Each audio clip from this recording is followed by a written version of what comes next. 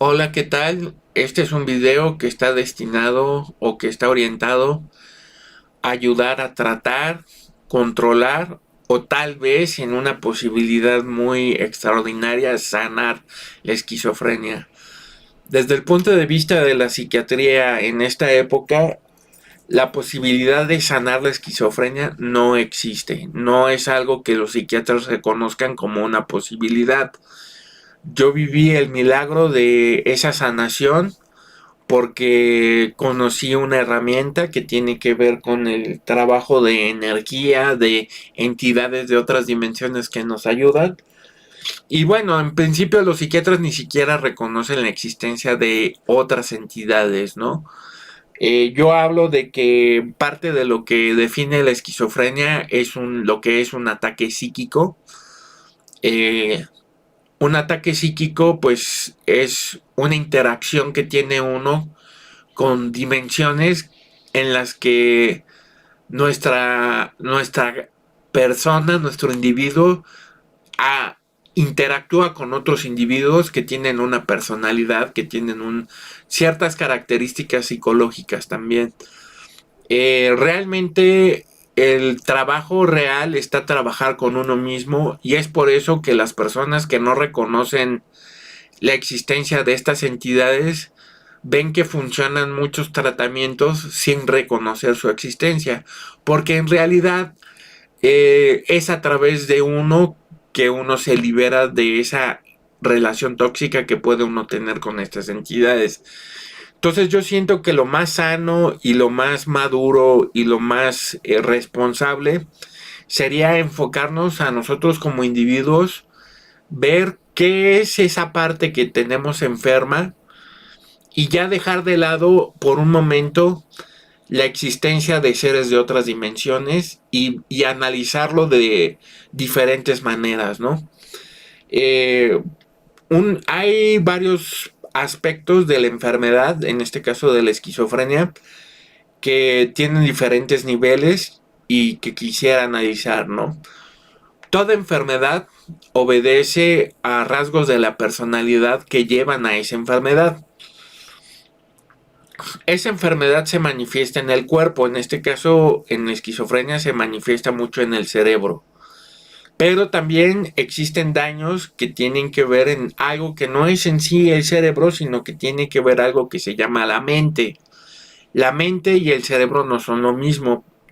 La mente yo la entiendo como parte de lo que es el ser, lo que es la conciencia, que utiliza un cerebro que potencializa las cualidades de esa mente o de ese ser.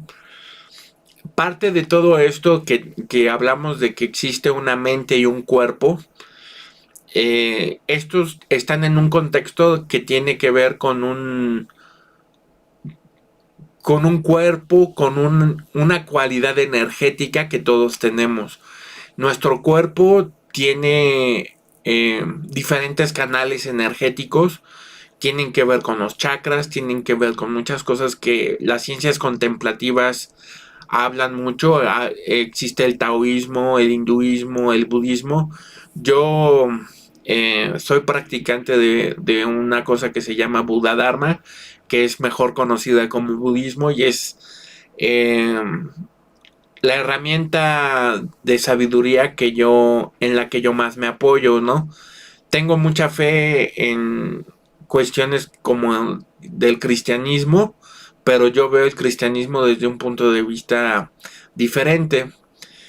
La parte de las herramientas que sirven para trabajar todo esto como el aspecto religioso, vamos a dejarlo por un momento y vamos a enfocarnos a cómo trabajar con la cuestión de la personalidad. La esquizofrenia es en muchos sentidos un mal funcionamiento, un funcionamiento anómalo del cerebro, pero que está enraizado en la personalidad. Una personalidad que es obsesiva, y eso se da en el cuadro de generalmente personas muy inteligentes, pero personas que pueden tener cualidades de ser obsesivas, aferradas, apegadas, o que tengan muchos miedos o mucha aversión, mucha sensibilidad, va a producir un daño en un momento dado, porque el cerebro trabaja con todo lo que la conciencia percibe. Entonces, si trabajamos con nuestra personalidad, vamos a ayudar en parte de lo que es la raíz de la enfermedad, ¿no? Porque es importante trabajar con la raíz, no nada más con los síntomas. El medicamento psiquiátrico, que es parte de cómo se trata el daño cerebral, es importante, es una herramienta muy útil con todas las contraindicaciones que tiene, desgraciadamente, que no es perfecta, pero realmente no soluciona de raíz el problema. Los psiquiatras como tal no conocen una solución de raíz, simplemente se limitan a tratar la esquizofrenia, y eso está bien, es la herramienta que ellos conocen y ellos entienden, ¿no? Está bien. Parte de los daños que existen en la mente pues tienen que ver con lo que yo llamo la conciencia, ¿no? ¿Qué es lo que hemos alimentado en nuestra conciencia, en nuestra mente? ¿Qué es la información? No es nada más la información lo que llega a la conciencia, ¿no? Es cómo asimilamos la realidad, cómo asumimos que las cosas son como son. O sea, si yo asumo que la vida es un valle de lágrimas y que todo, o que el daño que me hace uno lo tengo que contestar con otro daño, ojo por ojo, eso es algo que está en la conciencia y que se va a reflejar en la personalidad y se va a reflejar a su vez en un daño o en una condición en el cerebro. Entonces, tenemos que trabajar con todos estos aspectos y darnos cuenta que lo que metemos en nuestra mente, la información que metemos, es parte de lo que nos va a gobernar. Si yo creo en el chupacabras, pues mi vida va a girar en torno al chupacabras y voy a actuar en función del chupacabras y voy a buscarme herramientas para trabajar con el chupacabras y eso. Si yo creo en la tuberculosis, voy a trabajar con las herramientas que se conocen alrededor del concepto de la enfermedad. Tuberculosis puede ser otra enfermedad, en este caso, bueno, ya sabemos, estamos hablando de la esquizofrenia, pero estamos hablando dentro de esto, pues lo que es la conciencia, la mente. Entonces, ¿cómo sanar tanto la personalidad como el cerebro, como la mente y como también nuestra parte energética? Son los 4 aspectos que son los 4 aspectos que rigen nuestra salud. Entonces tenemos que trabajar con estos 4 aspectos y hacer conciencia, ¿no? Realmente, ¿qué relación tenemos con nuestro cuerpo? ¿Qué relación tenemos con nuestros pensamientos? ¿Qué relación tenemos con nuestra autoimagen? Todo eso es importante. Si yo tengo una imagen de mí mismo que yo soy menos o que yo soy superior, ambos son extremos que se tocan. El sentirse inferior o sentirse superior, ambos son desequilibrios de la conciencia que generan rasgos de la personalidad que van a producir hábitos, que van a producir acciones concretas que van a ser bien o van a ser mal. Entonces, para trabajar la parte saludable de la conciencia, tenemos que hacer una dieta mental. Tenemos que observar qué clase de información metemos a nuestra mente, qué clase de videos vemos, qué clase de películas, qué clase de música, qué clase de libros, qué clase de... hasta ver cómo sueña uno, cómo responde uno, qué relación tengo con mis padres, qué relación tengo con mis tíos, con mis primos, con mis amigos.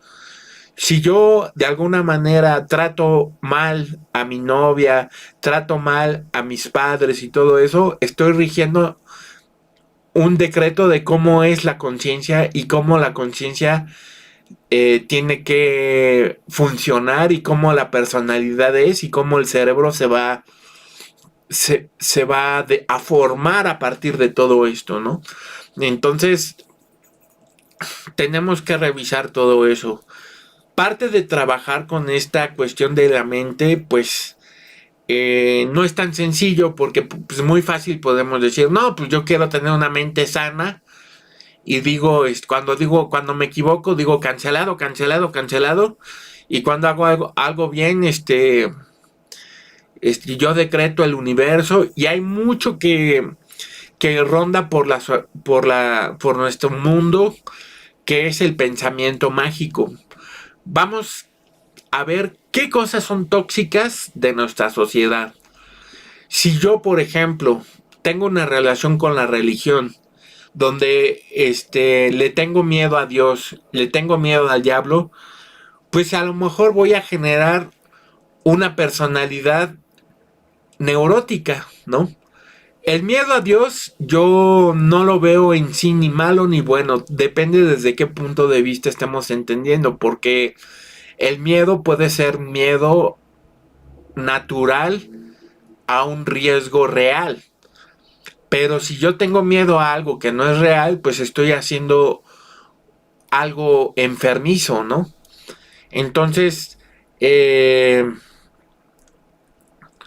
relación tengo con la filosofía? Si yo leo libros de filosofía o si yo veo, depende qué profesión tenga uno, si uno es ingeniero, si uno es músico, si uno se dedica a limpiar la basura, si uno se dedica, a ser carpintero, si uno se dedica a ser doctor.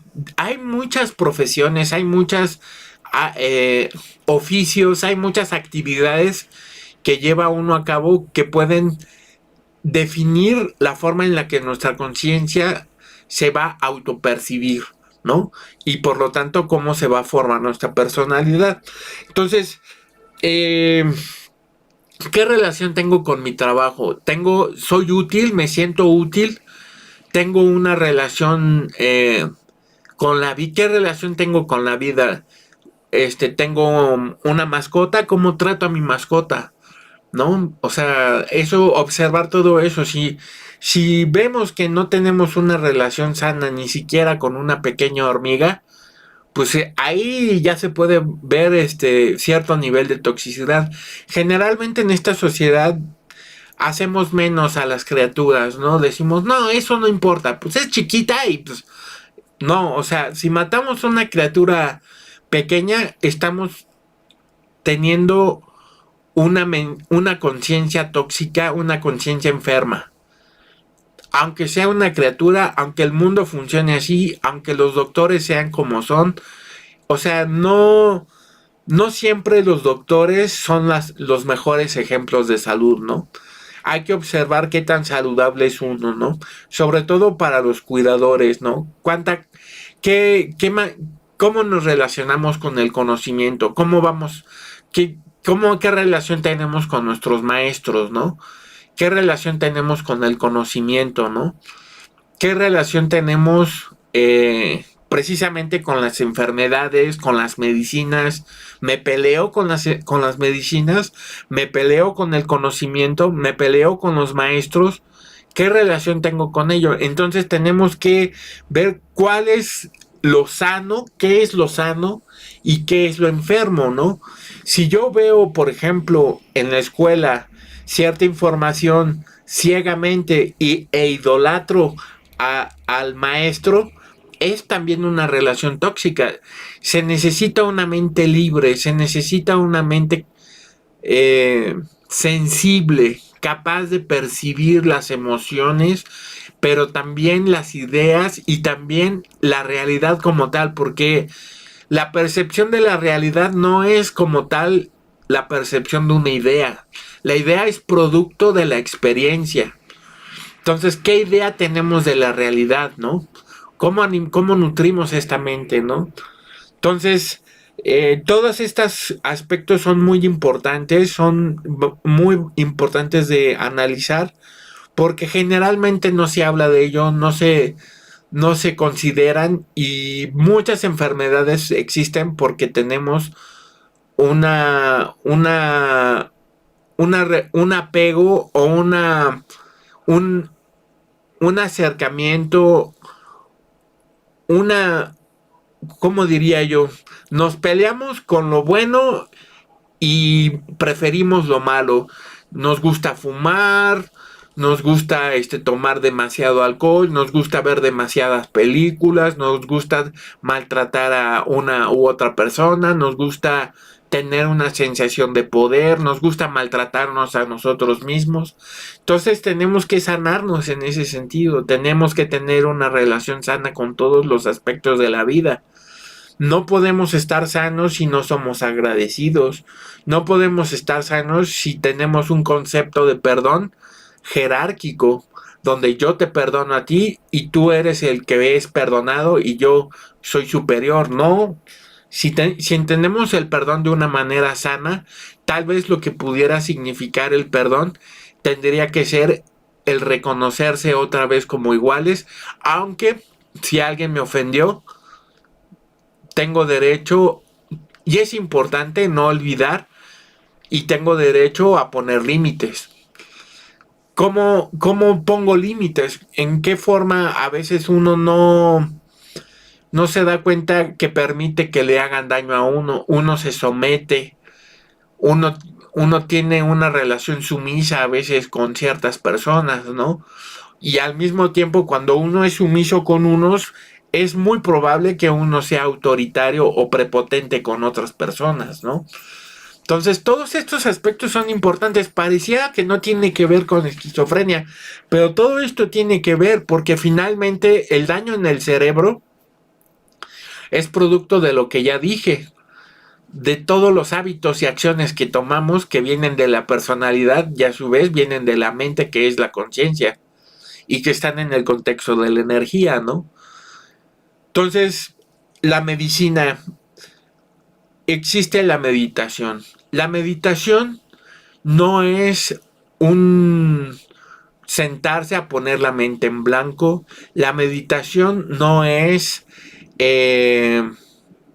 estar quieto y ya. No. La meditación es una cercana observación de la realidad. Una forma de conectarse con la realidad que es un estilo de vida por sí mismo. No es en un espacio, en un momento y ya, no. Se necesita estar alerta todos los instantes de la vida. Eso es parte de lo que nos va a sanar. Si yo estoy alerta todos los instantes, voy a cachar cualquier anomalía que exista, tanto psicológica, tanto de la personalidad de los otros o de mí, tanto de mi cerebro, de mi cuerpo, de qué siente mi corazón, de qué siente mi garganta, de qué sienten mis dientes, qué sienten mis ojos, qué siento con relación a mis hermanos, qué siento con relación a mis semejantes, a los animales, a las plantas. ¿Qué relación tenemos realmente con estos seres? Porque queremos sanarnos a nosotros, pero no nos importa realmente el bienestar de los demás. Una forma de sanarse a uno mismo es tomar acciones altruistas, ayudar a los demás. Obviamente uno no puede ayudar a los demás si no está bien uno primero, pero también si uno tiene la motivación de hacerle bien a alguien, uno está alimentando la conciencia con información que le está diciendo existir, o sea, el simplemente hecho de existir vale la pena, vale la pena. Y que existan otros me hace feliz. O sea, el regocijarse de que exista la vida. Eso es parte de lo que le falta a un enfermo. Generalmente cuando estamos enfermos nos cuesta mucho trabajo reconocer el valor que tiene la vida, regocijarse, aprender a regocijarse. Yo, por ejemplo, tengo sobrepeso todavía, pero me he dado cuenta la importancia que tiene el ejercicio y cómo yo tenía una resistencia grandísima al ejercicio. O sea, yo veía ejercicio y decía, eso es sufrir. O sea, yo no le tengo ningún amor a eso, ¿no? Y me fui dando cuenta a partir de mis enfermedades que yo necesitaba hacer ejercicio y que lo saludable es hacer ejercicio. Entonces, ¿qué hice? Agarré, me puse a caminar y dije, no me importa que no me vaya a producir un beneficio directo. Lo que voy a hacer es cultivar en mi mente una relación con mi cuerpo para que yo ame el ejercicio. Es más importante amar hacer lo correcto, amar hacer lo que es sano, que hacerlo sano nada más por hacerlo. Muchas veces los doctores nos dicen qué debemos hacer para estar sanos, pero ellos son el peor ejemplo de salud y se justifican de mil formas, ¿no? Pero en realidad tenemos que amar el ejercicio, tenemos que amar la salud, tenemos que amar, nada más que amar. Ese es el principio de todo sentido de salud, el amar. Pero ¿qué es amar? O sea, amar no es sentir placer. Amar no es realmente eh, hacer lo correcto y lo bueno. Amar es reconocer el valor que tiene lo que es bueno, lo que es conveniente. Generalmente no reconocemos en lo que es conveniente su verdadero valor. Vemos en lo conveniente algo que me va a dar un premio. Si yo veo eso como una... Eso tiene mucho la religión tóxica, la religiosidad tóxica. El premio y el castigo es una manera enfermiza de entender la realidad. La virtud, lo bueno, es valioso por sí mismo. Si yo tomo agua, no necesito que me den un premio para que me haga bien. Ya tomando agua, ya me estoy haciendo un bien. Obviamente en su dosis adecuada, ¿no? Pero cambiar ese chip de premio y castigo y realmente reconocer la virtud existe en la sadhana o método de logro que se llama en el budismo del Buda de la medicina, un verso que dice me regocijo de toda virtud. Eso me parece maravilloso.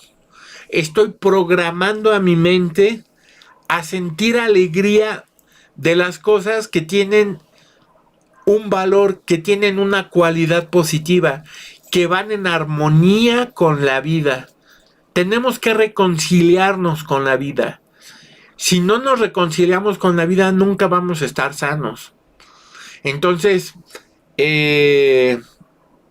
si hablamos de la esquizofrenia, si hablamos de todo eso, pues tenemos que reconocer el valor que tiene el medicamento, amar el medicamento. Puede tener cosas negativas y eso también hay que criticarlo y decirlo objetivamente.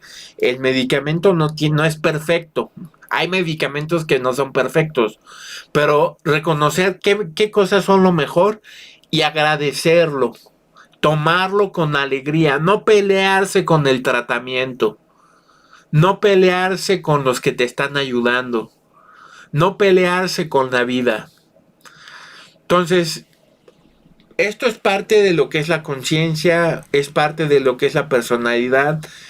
Los daños al cerebro, yo creo que un psiquiatra podría aportar un punto de vista muy valioso. Yo no soy psiquiatra, yo soy crítico mucho de los psiquiatras, pero también reconozco en los psiquiatras que hay algunos que son muy humanos, que sí tienen esa voluntad de ayudar y hay que buscarse uno que tenga esa voluntad de ayudar y que tenga una actitud sana en sí, él mismo, porque hay muchos doctores que pues, son alcohólicos. Yo conocí un psiquiatra que era alcohólico. ¿Cómo me va a ayudar así un psiquiatra que me dice que me tome mi medicina, pero pues él no se toma una medicina para envenenarse, ¿no? Entonces, ¿qué dieta mental estamos teniendo, no? ¿Qué clase de información estamos teniendo? ¿Qué nos decimos a nosotros mismos? Una medicina importante que que ayuda mucho, que es parte de lo que es el Vipassana, que el Vipassana se compone de dos elementos que son el Shamatha y el Vipassana. El Shamatha es parte de lo que se llama la pacificación de la mente, ¿no? Esa pacificación consiste en vaciar la mente, observar los pensamientos, dejarlos ir y no producir pensamientos, aquietar la mente. Para el esquizofrénico, el aquietar la mente es esencial, es básico. Don Juan, en los libros de Castaneda, que es un libro que valdría tomar con ciertas reservas, habla del detener el diálogo interior. Vaciar la mente desde el punto de vista budista o de la ciencia contemplativa y detener el diálogo interior son cosas parecidas, pero no son exactamente lo mismo. Yo, como entiendo el detener el diálogo interior, es un poco como detener el ego, esa necesidad de dialogar consigo mismo. ¿Por qué la tenemos? ¿A qué responde? ¿Qué tratamos de llenar dialogando con nosotros mismos? Pero finalmente vaciar la mente y detener el diálogo interior convergen en un silencio interior. Mucho de lo que necesita un esquizofrénico es un silencio interior.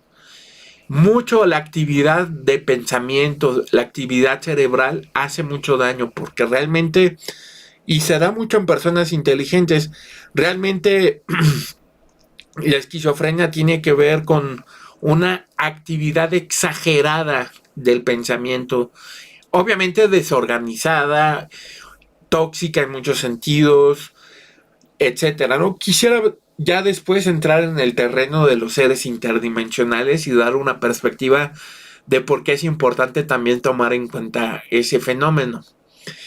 Pero todo esto que estoy diciendo forma parte del conocimiento y de las concepciones que tiene un poco la psicología un poco convencional también. O sea, los que no reconocen estas entidades, pues van a ver en esto que estoy diciendo que tiene cierto sentido, ¿no?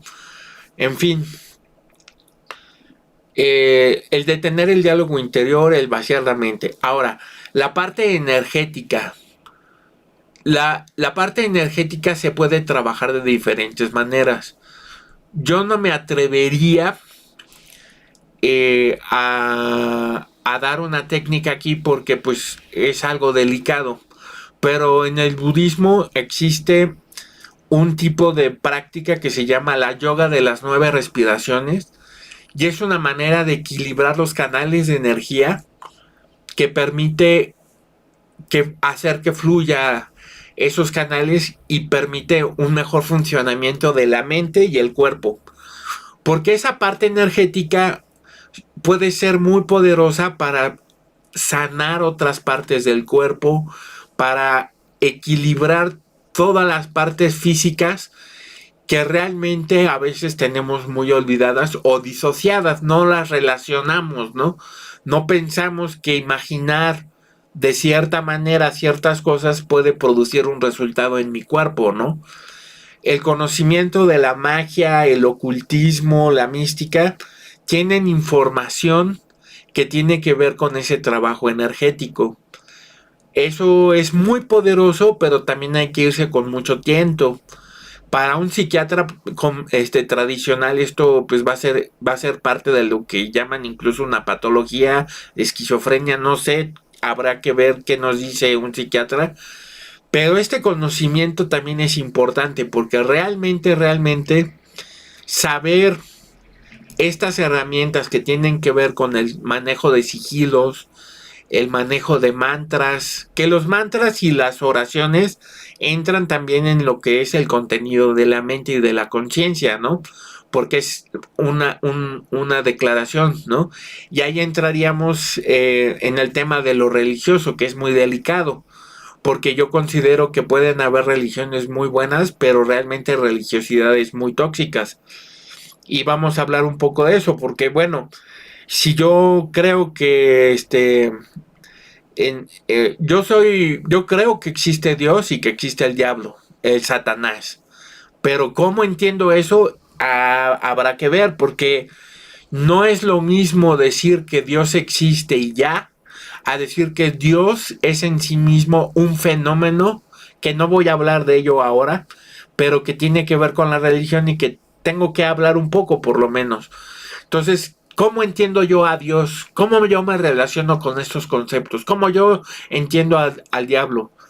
Para decirlo brevemente, y no es aquí el lugar donde creo que se tenga que hablar de eso, para mí el Satanás y Dios, que son parte de de fenómenos que existen en las religiones abrámicas como el judaísmo, el cristianismo y otras, Dios y Satanás son dos aspectos del yo, dos aspectos del yo soy. El yo soy es el ser. Así lo entiendo yo, pueden que no estén de acuerdo, no hay problema, no tienen que pensar igual que yo, pero yo lo estoy poniendo de ejemplo porque hay muchas religiones que manejan esta idea de Dios como un principio de adoración que realmente se vuelve muy tóxico porque esa relación sumisa que tenemos con una figura de autoridad viene a resultar como algo súper tóxico y algo que nos va a crear una personalidad neurótica y eso se ve reflejado en las sectas. Una secta tiene esta idea de lo que es el valor, lo que es el maestro, lo que es la virtud, de una manera totalmente distorsionada, ¿no? Entonces, ¿qué relación tengo con estos conceptos? Si soy ateo, el ateísmo no es malo desde mi punto de vista, es una manera de ver la vida y ya, no tiene ningún problema. Yo participo de un conocimiento, soy practicante de algo que le llaman budismo y es considerado una religión no teísta.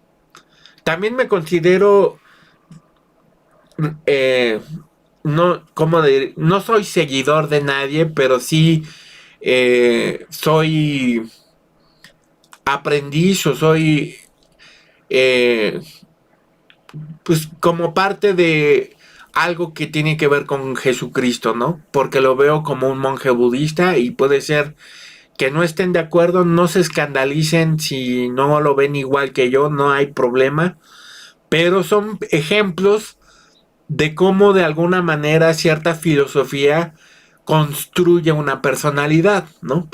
Entonces, en el budismo se considera una religión no teísta. Hay quienes ven en el budismo una religión atea. Yo considero que en realidad no es atea, sino es no teísta. Centra su atención en resolver el paradigma del sufrimiento, no el paradigma de Dios. En el cristianismo se centran mucho en Dios, pero ciertos grupos ven en Dios ese fenómeno que yo llamo el yo soy, que viene a ser lo mismo que el budismo. Muchos no están de acuerdo, pues no hay problema. Yo sé que esto puede generar mucha disonancia cognitiva, pero tenemos que aprender a convivir con esto porque forma parte de la solución que cada quien encuentra y cómo cada quien ve la vida, ¿no? Estamos tratando de en este momento encontrar la manera de tratar la esquizofrenia o si es posible sanarla como parte de algo milagroso que yo no conozco que sea de otra forma. Que yo sepa, no existe cura para la esquizofrenia a menos que sea algo milagroso. Entonces, ¿qué relación tenemos con la religión? Es también una parte que tenemos que analizar. ¿Qué relación tenemos con estos principios que rigen nuestra vida? Si somos ateos, pues ¿qué relación tenemos con lo que tiene valor trascendental, que es la conciencia? Y cómo de alguna manera nos relacionamos con nuestros semejantes, ¿no? Finalmente eso es lo que va a formar parte de la sanación del medicamento, ¿no?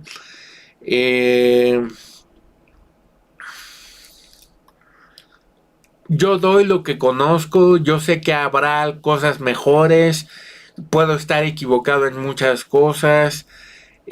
Aclaré esta idea de Dios, siento que es un tema muy espinoso que merece para otro video, que me enfoque en ese tema. Este no es el lugar para hablar de eso, pero salió porque forma parte del medicamento que yo usé. Yo en las oraciones, por ejemplo, en el Salmo 23, haciendo un breve análisis de cómo lo considero una medicina, es Yahvé es mi pastor, ¿no? No veo a Yahvé como una tercera persona, sino como el yo soy, como mi naturaleza búdica. Entonces, digo, Yahvé es mi pastor, ¿qué quiero decir con eso? Que yo confío en algo que tiene el poder de llevarme como un pastor. Me guía por sendas de me lleva por verdes pastos, por aguas frescas. No recuerdo todo el verso del Salmo 23 y es solamente un ejemplo. Voy a hacer otro video que hable de ese salmo que conozco poco, pero lo vivo con mucha fe. Es una manera de crear en la mente un escenario que va a fungir una función. Va a crear en nuestra mente una autopercepción valga la redundancia, de nosotros mismos y de la realidad, ¿no? Así trabajan las oraciones. Cuando yo digo una oración, estoy diciendo cómo es la realidad y cómo voy a relacionarme con la realidad. Si yo no creo en la religión ni en esto, pues habrá algún decreto que pueda funcionar o trabajar filosóficamente cuáles son mis creencias, qué es lo que yo considero que es la realidad, qué es lo que yo considero que tiene valor, quién considero que haya aportado algo a mi vida y cómo de alguna manera yo reconozco en los maestros la virtud de enseñar y me regocijo de todo lo que nos enseñan.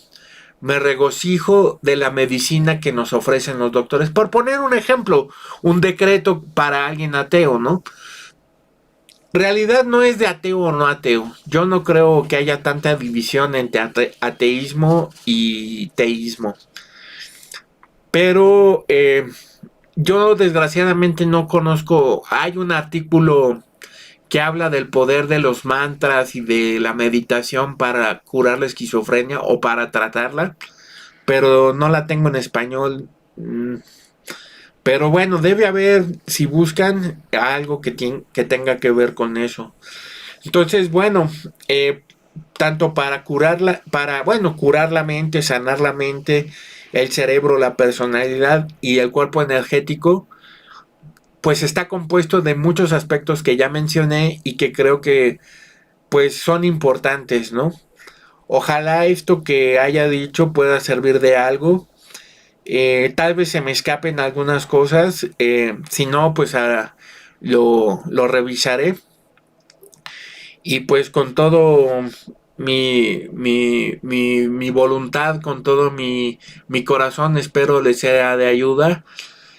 Yo sé lo que es pasar por una enfermedad como esta, yo sé el sufrimiento de los cuidadores. También a lo mejor se me escapaba eso, ¿no?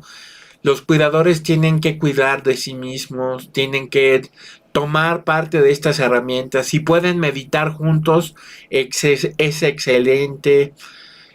No se peleen si creen en Dios, si no creen en Dios, si creen en un doctor, si no creen en otro. Ámense, esa es la mejor medicina, ámense, tomen lo mejor que tengan. Si ven cosas tóxicas, no lo vean dualistamente, venga lo bueno, fuera lo malo, ¿no? También a veces las cosas malas sirven para que uno aprenda a ser fuerte, para que uno aprenda a crear medicina mental y física. No se trata de asociarse con los necios, de asociarse con lo tóxico, sino no disociarse del mundo, tener una relación sana con todos los seres que nos rodean. cuidar de los animales, cuidar de los seres que están desprotegidos, qué tan comprometidos socialmente estamos, qué tanto bien participamos. Nos decía esta persona que pues que hay una condición de apatía que no. En la esquizofrenia, pues a veces llega un punto donde uno no hace nada, no toma uno, no quiere uno tomar la solución. No hay que forzar, hay que educar con el ejemplo. Si uno es cuidador, pues tomar la meditación uno y a ver si así convence uno a la persona, no forzar, trabajar, revisar las partes neuróticas que tiene el mismo cuidador, porque sanándose el cuidador de esas partes neuróticas va a ser parte de la medicina que va a llegar al enfermo. Entonces, todo esto son aspectos importantes que sirven para ayudar a las personas. Ahora, sobre el aspecto de las entidades, ya hablamos sobre el aspecto personal que uno debe trabajar, la personalidad de la mente, el cerebro, la parte energética, pero sobre los fenómenos de los seres interdimensionales que nos rodean, pues hay que tomar en cuenta que el poder que tienen estos seres realmente se basa en nuestra propia corrupción. Si nosotros tenemos cosas tóxicas, eso va a ser el instrumento que va a servir para estos seres para podernos manipular. Estos fenómenos son complejos, son herramientas que los psiquiatras no reconocen, que no existe, pero yo sí puedo hablar de eso y yo sí voy a decir que una manera de trabajar con esto pues es precisamente con todo lo que dije anteriormente, que es el trabajo con el autoconocimiento, el conocerse a sí mismo, el conocer su cuerpo, el reconciliarse con su cuerpo, el regocijarse de la virtud, el regocijarse de la solución y no asociarse con las cosas tóxicas. Ahora, parte de lo que tiene que ver con la esquizofrenia es que uno tiene fenómenos como la clariaudiencia o la clarividencia, ¿no? Uno oye fenómenos y percibe visualmente cosas, ¿no? Esos fenómenos son proyecciones de nuestra mente, igual como lo es esta pantalla a través de la cual me están viendo. La diferencia está en que la realidad física que percibimos está colapsada, o sea, está normalizada, o sea, está conectada con la percepción de un grupo de individuos y de seres que coincidimos en que aquí existe, por ejemplo, un vaso, aquí existe una pluma y yo la percibo y a lo mejor ustedes también lo perciben. Pero si alguien ve esto y alguien no lo, otro alguien no lo ve, ahí hay un conflicto de reconocimiento de qué es la realidad, ¿no? Hay fenómenos dentro de la naturaleza que no son de la misma manera, no obedecen, no los percibimos, digamos, de la misma manera a través de los ojos, del oído, sino que lo percibimos a través de la mente. La mente es capaz de percibir fenómenos que tienen que ver con la energía, que tiene diferentes formas de vibrar. Esa energía forma parte de la naturaleza y es parte de fenómenos que no son conocidos por la ciencia convencional, pero a través de la imaginación podemos conocer parte de esa energía que existe y que tiene una naturaleza, pero no es tan subjetiva como parece. Pareciera que sí, pero en realidad, si uno observa realmente cómo funciona la mente, uno se da cuenta que esa energía con la que tenemos la imaginación, esa energía con la que podemos intuir muchos fenómenos, pensar y trabajar con la mente, obedecen a algo que tiene reglas distintas a lo que puede ser una pluma que cae, ¿no? Son parte de lo mismo y obedecen a lo que es la mente, pero son diferentes niveles, ¿no? Entonces, los seres que están en otras dimensiones están en otro nivel de la realidad y son percibidos a través de la mente. Pueden interactuar físicamente, pero no es el reino predominante con el cual hacemos contacto con ellos. Estos seres tienen una personalidad y tienen rasgos psicológicos muy parecidos a los que tienen los seres humanos. Hay seres muy diferentes, indefinibles. Hay una vastedad de fenómenos de la naturaleza que yo no conozco en absoluto. Es imposible conocer la totalidad de todos estos fenómenos. Yo conozco solo una parte, pero que realmente nos reconocer que tienen ciertas cualidades que no son familiares nos puede servir para interactuar con ellos de una u otra manera. Parte de lo que sucede con esquizofrenia es que uno percibe pensamientos que reconoce uno que no son propios. Uno tiene sentimientos, pensamientos, sensaciones que reconoce que no son verdaderamente propias. Parte de lo que es la mente es un fenómeno que está compuesto de algo, o bueno, vamos a decirlo así, es un fenómeno que es puro en sí mismo. Es energía y no está separado de nada. Pero en el momento en que en la conciencia se autopercibe separada de los demás fenómenos, o sea, yo estoy separado de este fenómeno que llamo pluma y yo me relaciono con la pluma, no me percibo como parte de lo mismo, sino lo percibo como algo separado. Entonces empiezo a fabricar toda una construcción de la realidad en mi mente y en mi conciencia que tiene que ver con una separación.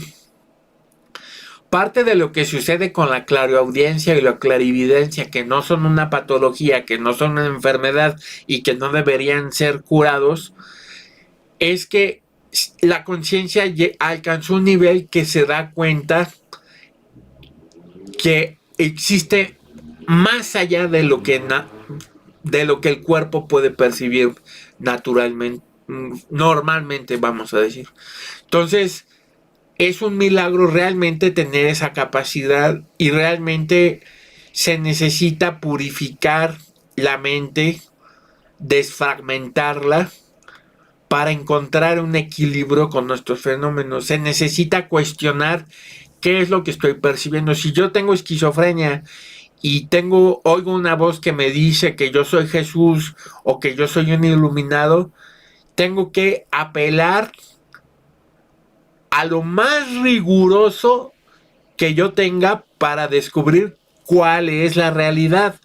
No creer nada por creer, no especular, tener una mente como casi, bueno, pues científica, o sea, rigurosa. ¿Qué acepto como real y qué reconozco como fantasía?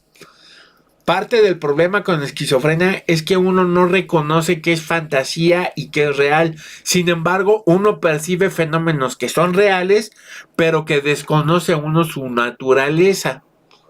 Uno oye una voz y uno le atribuye cualidades que pueden ser totalmente falsas. ¿Cómo descubro qué es real y qué no es real?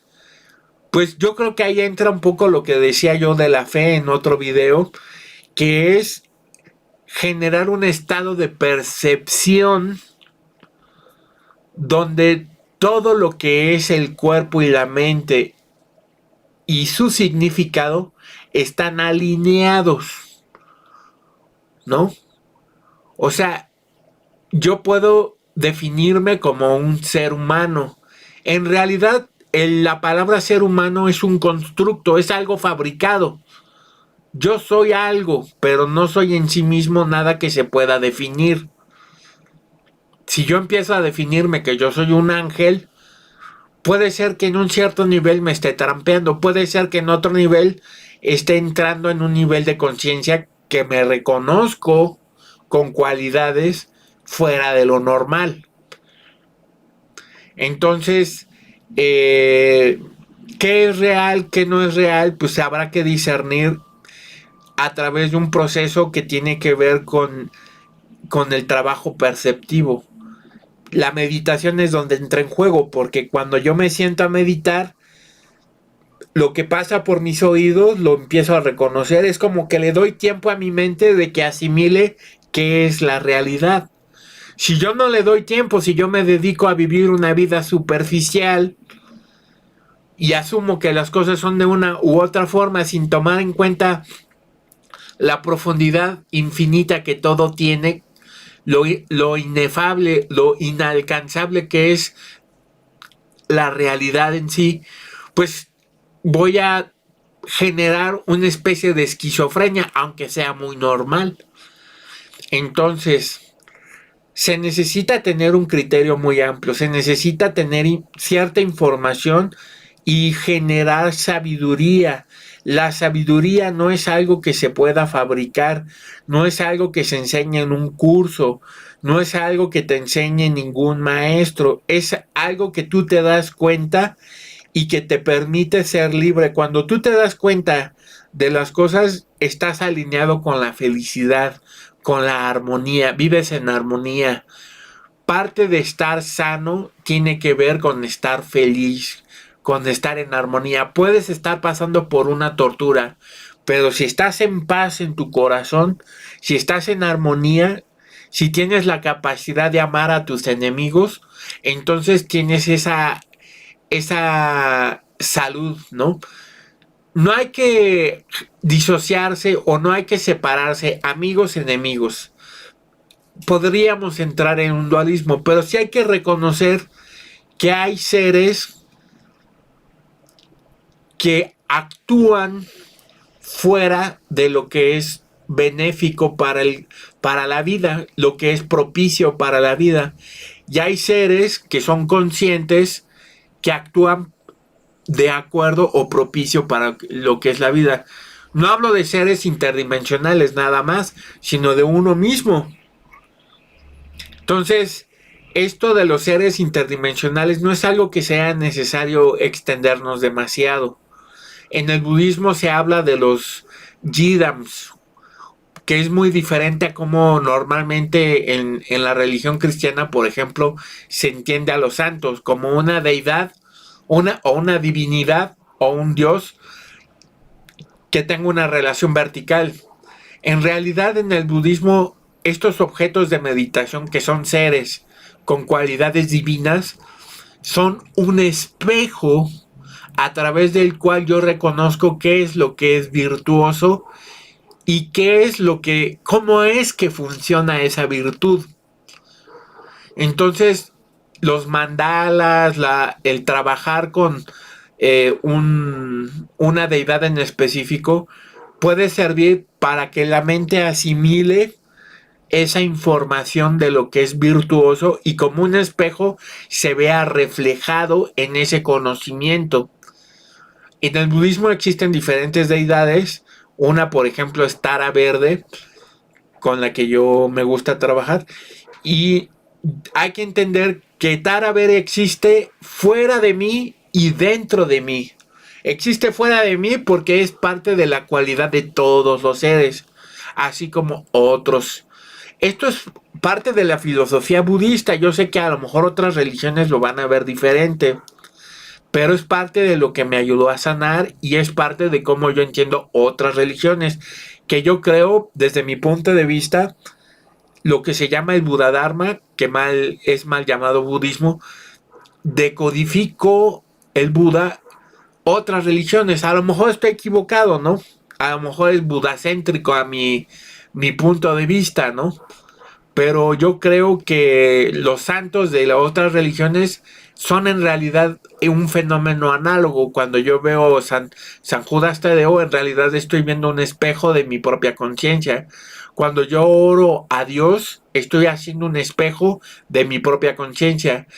Puede entenderse un teísmo ateo, ¿no? Mi forma de ver las cosas. No soy ateo, no soy teísta en la forma tradicional.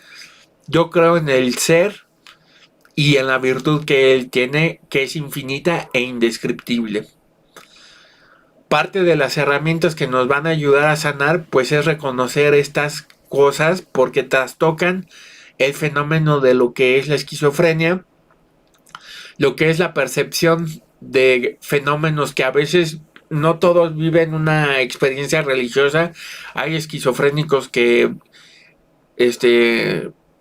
pues les dicen los seres, que a mí me pasa mucho, son muy negativos.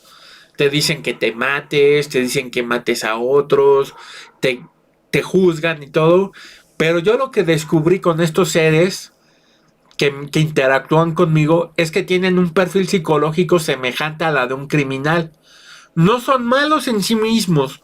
Un criminal que está en la cárcel no es malo en sí mismo. Hitler no es malo en sí mismo. Es una persona ignorante, fuera de sí misma, con un poder grandísimo y fuera de control en una sociedad ignorante también. Entonces los demonios, Satanás, hay que verlo con mucho tiento. No son conceptos que puedan ayudar si uno tiene una visión dualista de la realidad. Entonces es importante revisar de qué manera entiende uno estos conceptos, ¿no? Con cómo yo defino la vida, cómo yo defino a mis padres, cómo yo defino, o sea, eso es importante porque es la manera en la que yo voy a definir lo que va a ser conveniente para mí y cómo yo voy a trabajar con la solución conmigo mismo y mi parte interna. Yo no hablaría ni de Dios, ni de la religión, ni de Satanás, ni de todas estas cosas que son muy delicadas, que son muy fáciles de malinterpretar, que tenemos puntos de vista totalmente diferentes. No hablaría de esto si no fuera porque la esquizofrenia trastoca esa experiencia y muchos esquizofrénicos están en contacto con parte de estos conceptos, tal vez equivocadamente, tal vez no, cada uno sabrá. Hay muchos esquizofrénicos que son perfectamente ateos, que no creen en nada de eso, que tienen otro tipo de creencias, que se imaginan que los espían, que es el FBI. Yo no tengo experiencia de esa forma, ¿no? Pero poniéndome en los zapatos de una persona así, pues también nos va a regresar a lo que es nuestra relación con cómo definimos a lo que es un maestro, qué relación tenemos con la justicia, cómo nos relacionamos con los policías, con un juez, qué experiencia hemos tenido con un abogado, con un ingeniero. O sea, fuera del mundo religioso, pues hay todo un mundo de experiencias que pueden ser otra manera de trabajar de como yo he propuesto, ¿no? Finalmente. Entonces, no sé, yo quisiera que no se me escape nada para que pueda ser de utilidad todo esto que estoy diciendo, pero parte de cómo trabajar con estas entidades, pues es como ya dije, eliminar de uno mismo nuestros propios oscurecimientos. Y si uno habla con seres, producir un silencio interno que te permita discernir qué eres y cómo entiendes lo que te están diciendo. Y si vas a entablar un diálogo con estos seres, tienes que tener en cuenta que tu herramienta principal va a ser la ética, tu herramienta principal va a ser también la sabiduría y también tu herramienta principal va a ser tu capacidad de percibir la naturaleza de todos esos fenómenos del ser. Si tú en alguna forma fallas en una de estas tres, pues va a ser muy difícil que puedas encontrar una solución a esta relación que tenemos, porque precisamente, pues me dirían, es que eso no tiene nada que ver, nada más enfócate al medicamento y no hables de esos temas y eso. Pues sí, pero es que el que vive este problema de esquizofrenia está en contacto con estos fenómenos, o sea, a lo mejor hay unos que no tienen clareaudiencia, hay otros que nada más tienen clarividencia, hay otros que tienen otro tipo de anomalía o de virtud, porque también hay virtud en todo esto, ¿no? Como lo he dicho. Y a lo mejor a mí se me escaparía ofrecer una solución para todos. Ojalá yo pudiera dar una solución para todos. Pero estos principios son parte de lo que en el budismo se conoce como el triple entrenamiento superior. Y pues a mí me han ayudado muchísimo el trabajar con la ética, la disciplina ética, la sabiduría y la cercana aplicación de la atención, o sea, la meditación. Entonces, todo lo que tiene que ver con la atención, de qué manera prestamos atención a las cosas, ¿no? Cómo percibimos la realidad, cómo percibimos estos fenómenos extraordinarios, pues tiene una importancia radical, ¿no? Si yo no percibo eso y estoy ayudando a un esquizofrénico, pues nada más con escuchar estas palabras sirve de algo para entender el contexto en el que uno vive y cómo en un momento dado es importante a veces nada más guardar silencio. A veces simplemente dedicarse a hacer una oración es mejor que dar un consejo, que decirle a la persona que haga o deje de hacer esto. Si quiero ayudar a una persona con este tipo de problemas, a veces lo que ayuda es que uno se ponga a trabajar con uno mismo. ¿Qué parte de mí es neurótica? ¿Qué parte de mí es tóxica? Aunque no se vea reflejado en esquizofrenia, aunque yo no tenga esquizofrenia, pues voy a ayudar a la persona si yo trabajo con mis propias neurosis, si yo tengo una fuerza psicológica, si yo me enfrento a la frustración de manera diferente, si yo abandono la angustia, porque nos angustiamos porque en realidad en el fondo vemos a la angustia como parte de la solución, porque cuando hay un problema, si no me angustio, entonces soy cruel. Es un poco la lógica absurda que tenemos. Pero en realidad tenemos que educar a la mente para vivir los problemas sin angustia. Se caiga el mundo, lo que sea, nuestra mente puede ser educada para no tomarla con angustia. Un psicópata no se angustia ante un problema.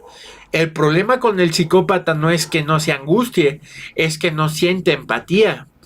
Una persona abocada a ayudar al altruismo, un santo, como he dicho en otro video, no se angustia con los problemas, pero sí tiene una vocación de ayudar. Sí se ocupa, no se preocupa, se ocupa.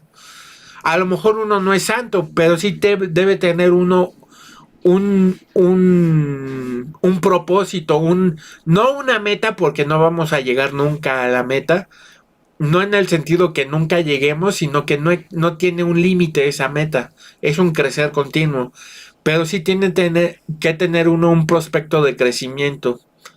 Entonces, los cuidadores es importante que se mantengan en una condición de salud, de equilibrio, para poder ayudar a las personas. Y bueno, con esto cierro, era lo que creo que faltaba que comentara.